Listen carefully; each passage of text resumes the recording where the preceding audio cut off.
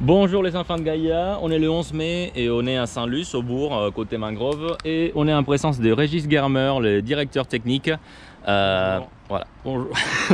Donc Régis Germer qui m'a beaucoup aidé avec le projet du dégrilleur d'Anse d'Arlet. Enfin, 80% du projet porte sur ses épaules, quoi. C'est lui qui m'a apporté tout le soutien technique.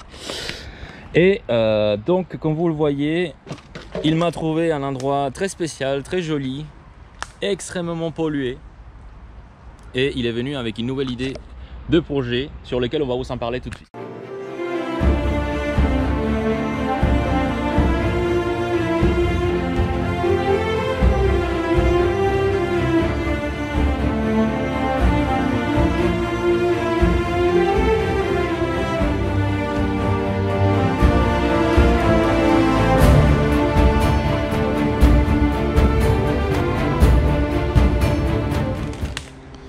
C'est une catastrophe. On a l'impression d'être en Polynésie. Enfin, pas Polynésie, pardon. Comment ça s'appelle? À Philippines. On a l'impression d'être en Philippines ici. Comme on a fait sur l'essence d'Arlet, on va s'attaquer au problème aussi à la source. On va retenir les déchets via un nouveau dispositif qu'on va mettre au bout du canal.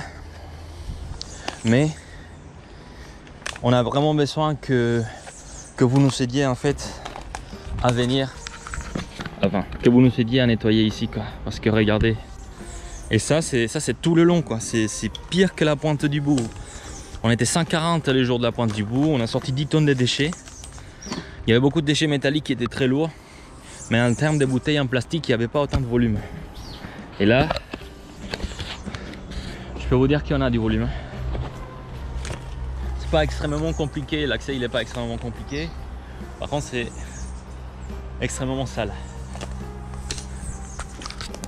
Je vais vous expliquer très exactement. Il y aurait, on va installer un dispositif ici qui va retenir les déchets flottants comme vous le voyez. C'est un dispositif qui est flottant, lui-même est flottant en fait, et qui ne capture pas les poissons qui habitent dans le canal. En gros, c'est tout bête, c'est tout simple.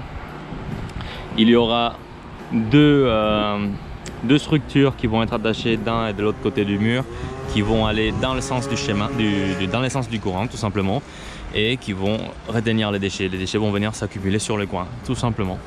Après, les employés de la mairie vont venir avec des épuisettes et vont le sortir, tout simplement. Les déchets donc qui s'arrivent de l'autre côté comme ça, boum, et ils se font retenir par le dispositif.